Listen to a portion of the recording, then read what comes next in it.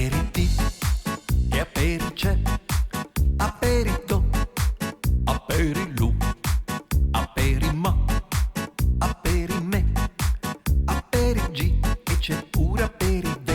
Ma per fortuna poi che arriva un altro aperisabato. Non è spuntino né pausa caffè, è un aperisabato. Si incontrano amici, ci scambi due idee, poi sfogli un giornale, racconti di te e sai di nuovo che c'è, buon aperisabato a te. Buon aperisabato a te.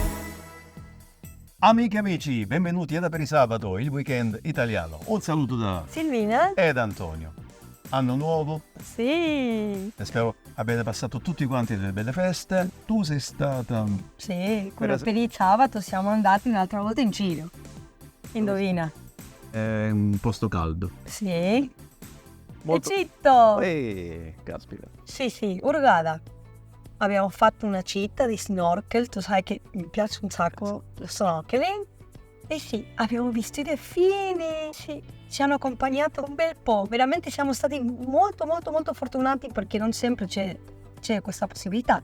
C'era la barriera corallina, sì, anche in albergo c'era una piccola barriera corallina molto bella per la gente che non vuole andare a fare una gita.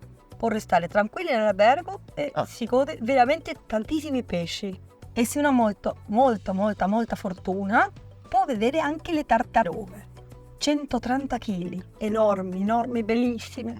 Però non sei stata solo sott'acqua, sei stata anche in superficie? Sì, con i cavalli, con gli amati cavalli, sì. Bellissimo. Mhm. È stata una bellissima esperienza comunque.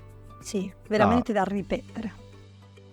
Sai che in questa città abbiamo visitato un'isola, l'isola Eden. Bellissima. Eden? Eden, sì. Proprio il paradiso? Sì, paradiso, sì, l'isola paradiso. In realtà non ha nulla, ma sono stati furbi, perché è un'isola piena di sabbia. Sabbia di qua, sabbia di là, dappertutto c'è solo la sabbia. E che hanno fatto? Hanno aperto dei piccoli ristoranti, dei piccoli negozi con souvenir, tutte queste cose. Portano le persone che vengono in barca, restano lì più o meno un'ora e mezza, vanno, si prendono il sole, un bel cocktail, fanno dei cocktail bellissimi, non costano molto e dopo ti vengono a prendere. Bello. E lì ci avevamo fatto il photoshooting. Ah, ecco perché. Anche molto interessante. Ma prima o dopo i cocktail? Dopo.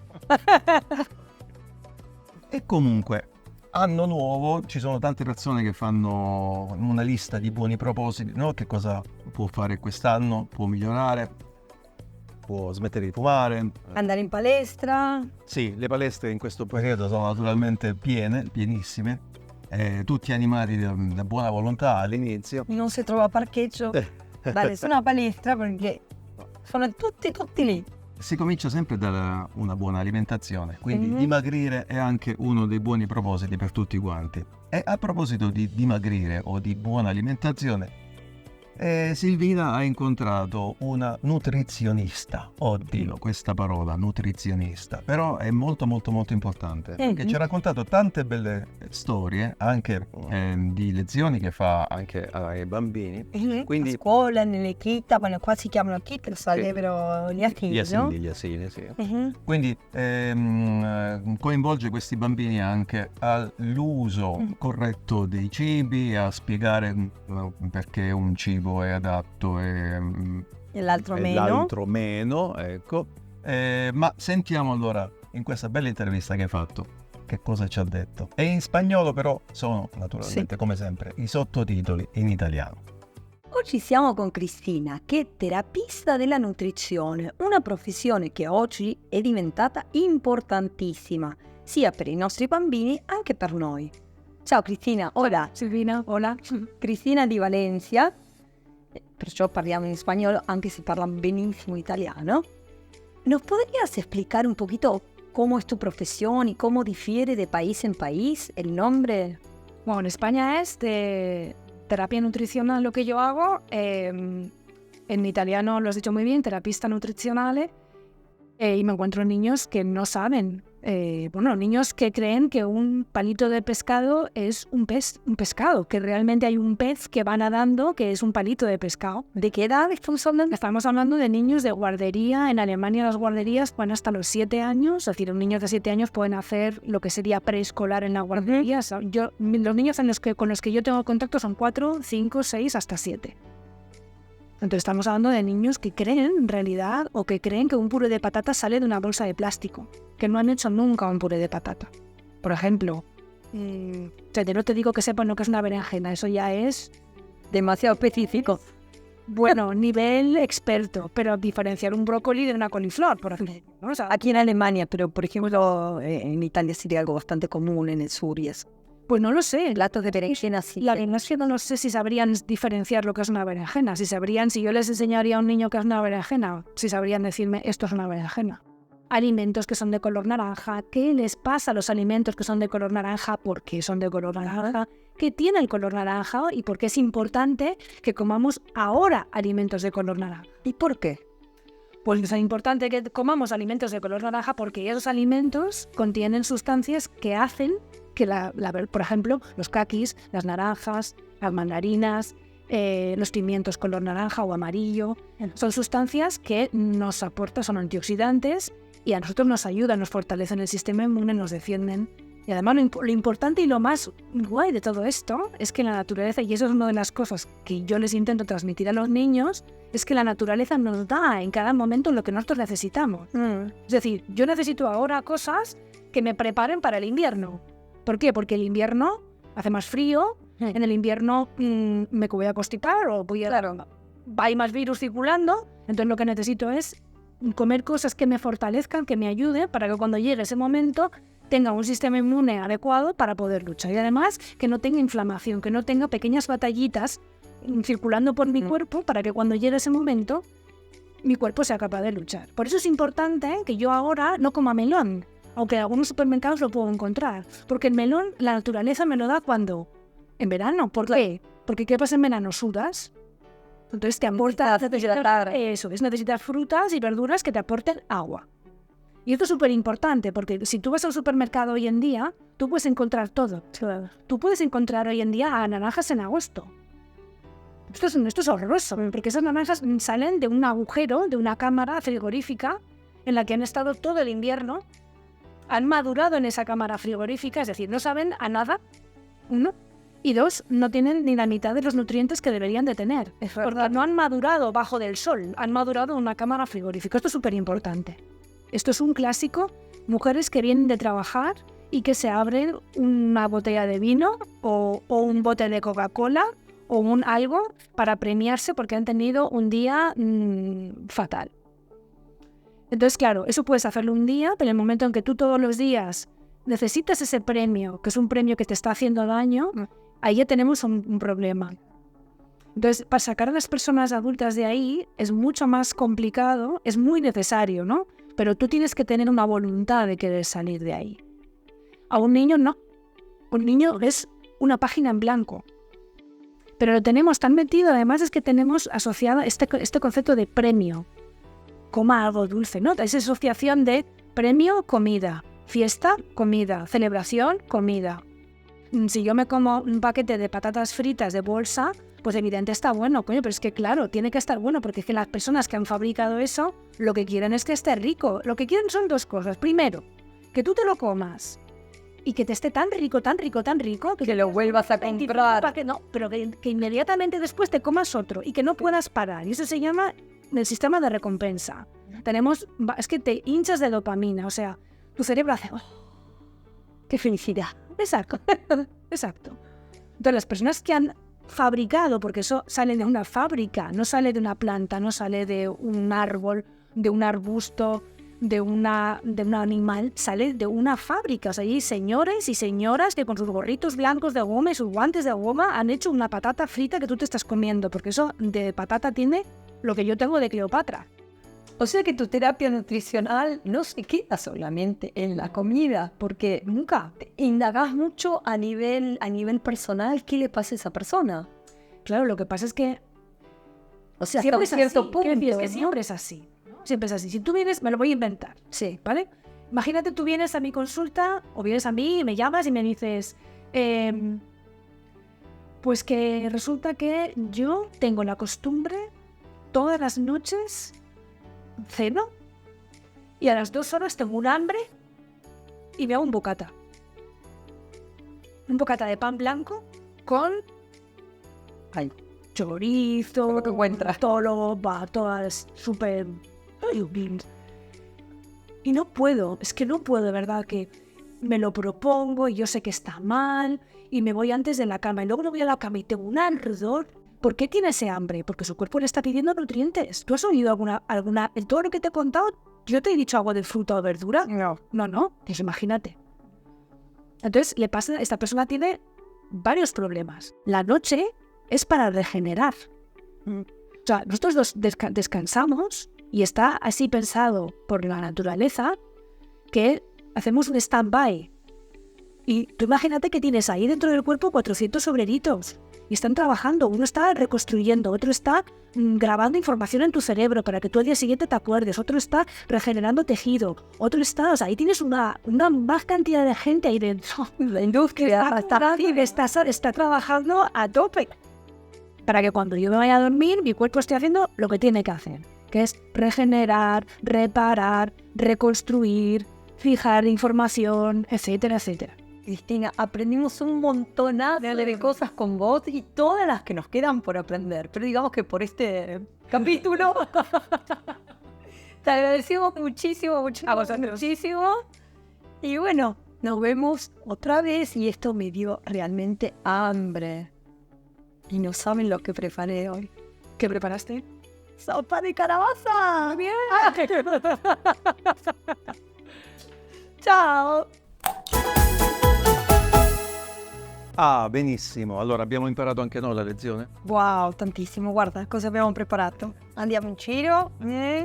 Scuola, in palestra, pane integrale. Frutta, ecco, mangiare bene e abituiamo anche i bambini, quindi non andiamo subito al fast food per accontentarli, togliamo magari Zuccheri. questi zuccheri, queste patatine o cose con troppo sale, perciò abbiamo imparato anche noi, dai. Grazie Cristina. Adesso facciamo un po' di musica, che dici? Vabbè, abbiamo delle richieste, perché naturalmente c'è gente anche che ci scrive, e grazie a quelli che ci seguono, che ci hanno seguito fino adesso, e che continuano a scriverci anche. Oggi facciamo una canzone che veramente è successo. Al posto dell'inno nazionale, Ah, a quanto pare c'è stato qualcuno che ha messo questa canzone invece del nostro inno nazionale. un classico ormai. È un classico degli anni '80, però è conosciutissimo in tutto il mondo e ancora non l'ho fatta, però io la faccio sempre alla mia maniera, tu lo sai benissimo. Quindi sto parlando dell'italiano.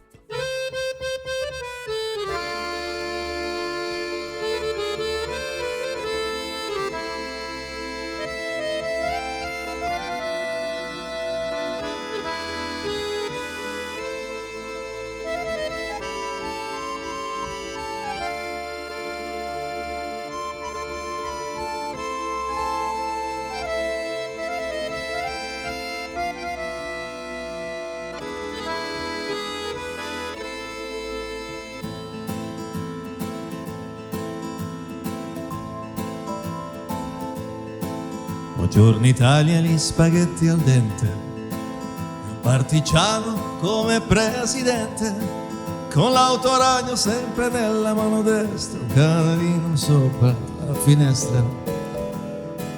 Buongiorno Italia con i tuoi artisti, con troppa America sui manifesti, con le canzoni, con amore, con il cuore, con più donne sempre meno suore. Buongiorno Italia, buongiorno Maria, con gli occhi pieni di malinconia. Buongiorno Dio, lo sai che ci sono anch'io. Lasciatemi cantare con la chitarra in mano, lasciatemi cantare una canzone piano piano. Lasciatemi cantare perché ne sono fiero, sono l'italiano, italiano vero. Na na na na na na na na na na na na na na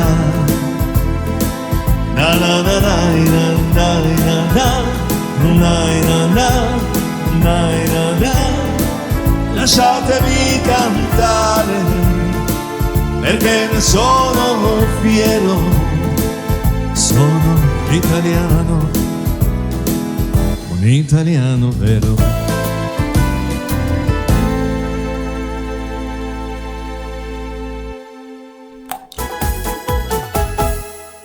A inizio anno, oltre a questi buoni propositi, alla lista dei buoni propositi, si comincia anche a stilare la lista delle possibili mete l'estate, no? Quindi c'è chi preferisce andare al mare, chi in montagna, chi preferisce stare veramente isolato. E sarebbe il sogno di tutti, no? Quello di potersi permettere una bella isola, tranquilla. Però non è da tutti. O meno, dipende. Sai, girando un poco sul web, ho scoperto che allora è possibile acquistare un'isola, si trova in Canada, al prezzo più o meno di un appartamento, costa 150.000 euro. Sto parlando dell'isola di Partridge, è l'isola delle Pernici, una vera e propria gemma incastonata nel Big Mush Lake, in Nuova Scozia.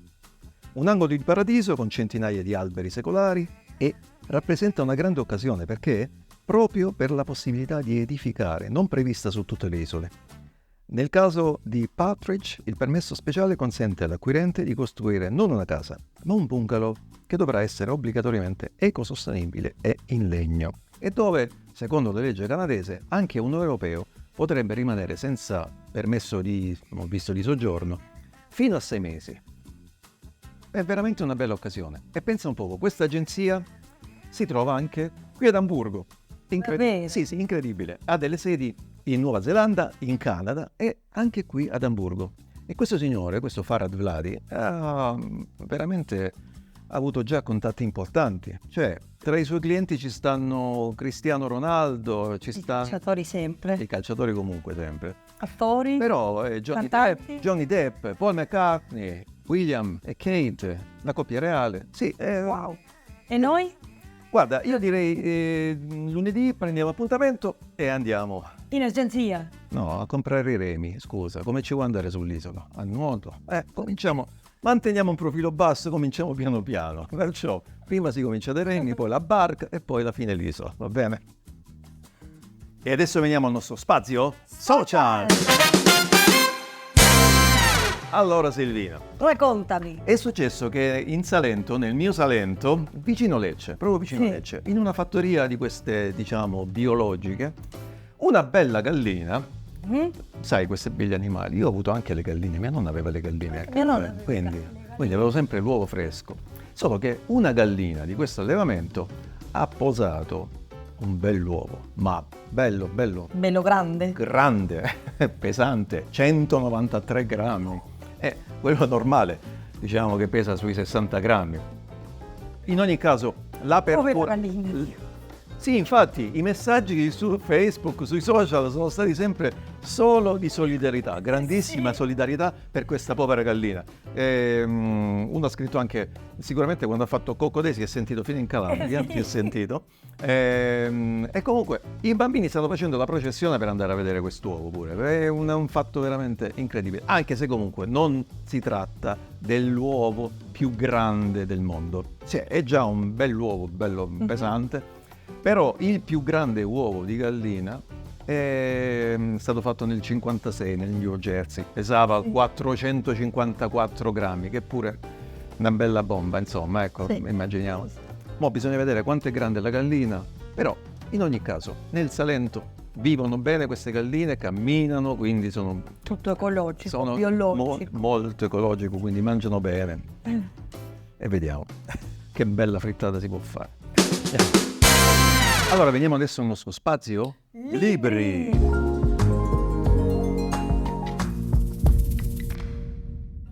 Oggi vi porto un libro che si chiama La vasca del fiore. L'ha raccomandato una grande amica mia, Maria Chiara, un saluto. che è un libro molto, molto interessante, una biografia romanzata da, sai chi? Serena Dandini. Serena Dandini, Sì. caspita, giornalista famosissima in televisione. Che per caso veramente lei ha scoperto Elizabeth Niemiller.